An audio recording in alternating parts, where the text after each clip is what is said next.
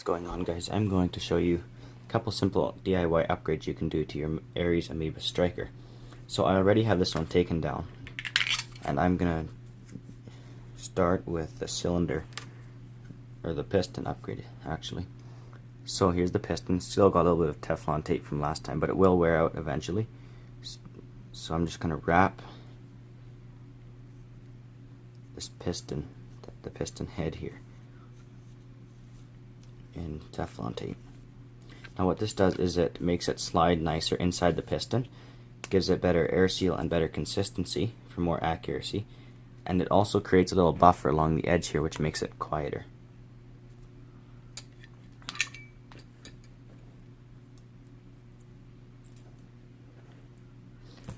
And also I put super glue on these pins here because stock these cylinders are known for the pins to wear little holes around where in the soft cylinder metal and become all loose, and it's kind of hard to caulk properly after that. So I put super glue there and super glue down on the inside here along the edge to reinforce it. So take our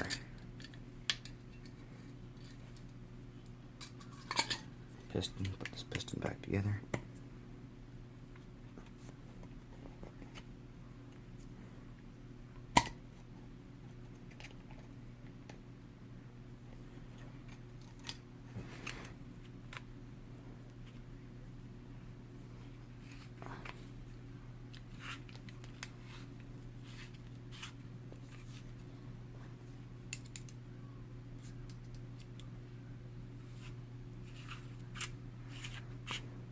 The tools that I'm using today are just the two Allen keys that are inside the grip of the gun and a flat screwdriver.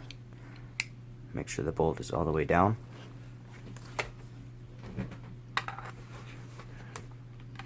You want to press in the trigger sear with the flat screwdriver. Make sure the bolt handle's down so you've got it in the correct orientation.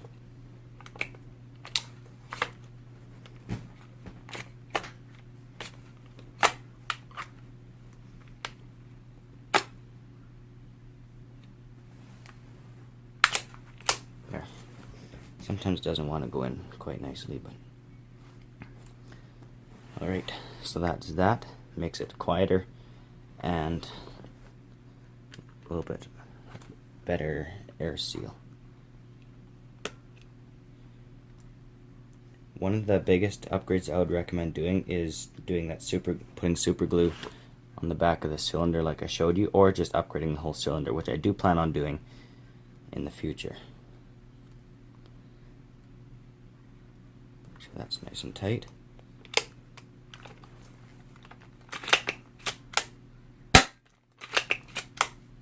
Good to go. One thing that this gun, the AS02 model, has over the AS01 is it has a 90-degree sear which doesn't wear out as fast. It's just slightly stronger. It actually has a bunch of upgraded internals in it, but that might be another video. And the next one, remove the screw in front of the magazine well.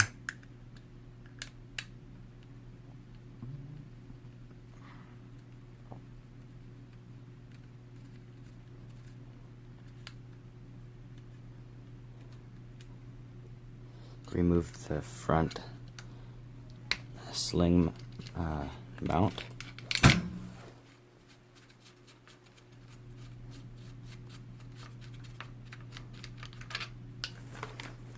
Remove the barrel, or the front handguard. Now you'll see that the barrel is not tight, and it's actually, so this is about where it sits, and it can move a little bit. And so what I did, and I'm going to put a little bit more on there, is I put Teflon tape or thread sealing tape on the threads of the outer barrel, as you'll see here. Now you always want to, if you're looking at it like this, you want to wrap the Teflon tape to the right, so when you screw it into whatever you're putting it on, whether it's just a pipe or this barrel, you don't want it to come off. by threading it in.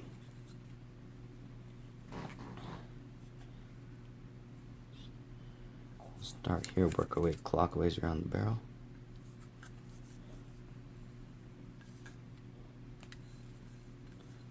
You want to keep it fairly tight.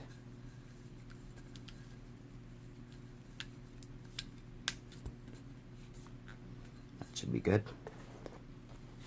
Now this part can be a little bit tricky because this inner barrel has to line up with that little hole right in the end of the outer barrel. There it is. Now you'll see it's still on the metal, and then it gets real quiet.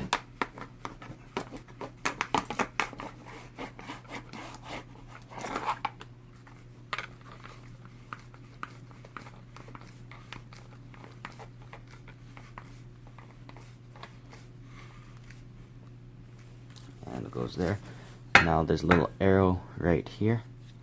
It's got to line up with that little indent in the front of the Picatinny rail that's mounted on top. Get our front handguard. Reinstall that.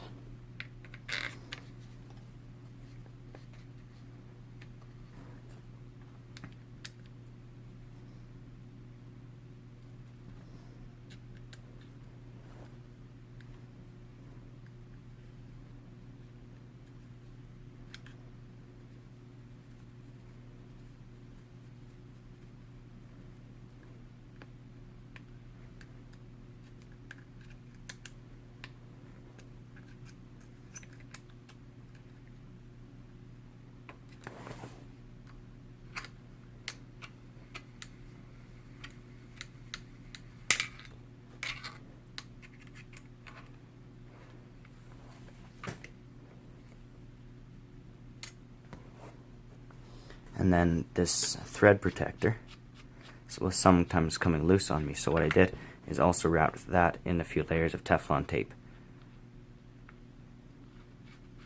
to keep it from coming off, kind of like a lock nut.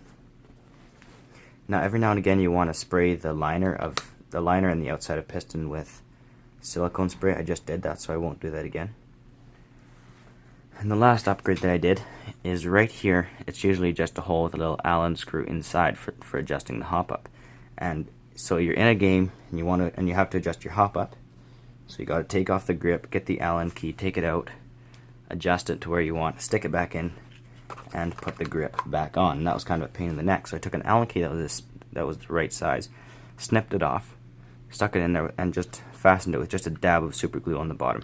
You don't want to get any on the threads or you won't be able to adjust your hop up anymore, which would be no good.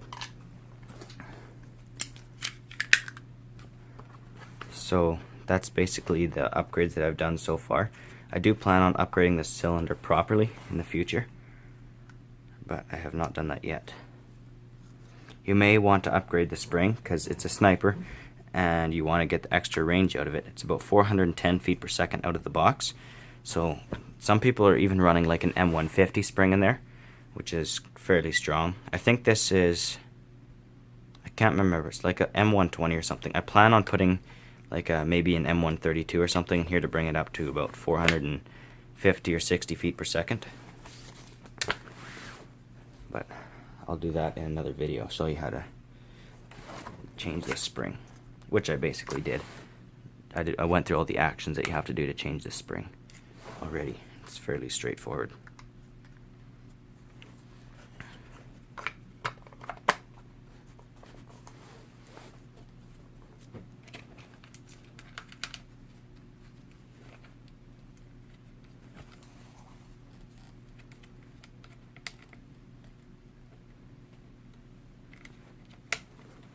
Reinstall the sling.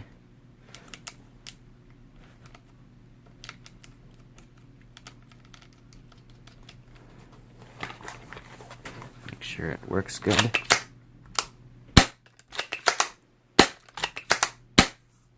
Alright, I think we are good to go. I'll load up the magazine, we'll go shoot a little bit, make sure everything is in order.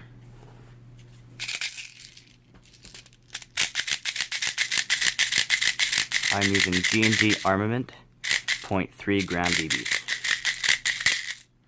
One thing that's kind of unique about this gun is it has a 45 round magazine, as opposed to the 21 rounders that are in the standard sniper magazine.